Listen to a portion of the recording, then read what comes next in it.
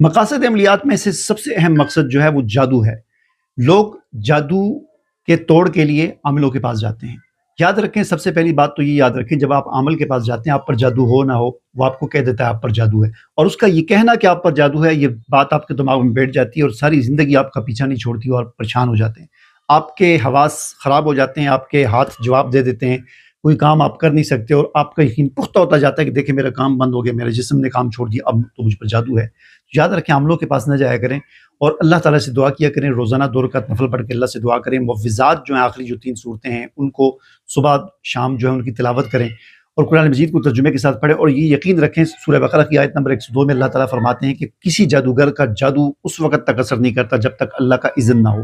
تو پتہ چلا کہ جادو بھی اللہ کے اذن سے ہی اثر کرتا ہے، اور ختم بھی اللہ کے اذن سے ہوگا۔ لہٰذا عامل کے پاس کیوں جائیں؟ عامل نے کیا کیا؟ اللہ کے پاس جائیں جس کے حکم سے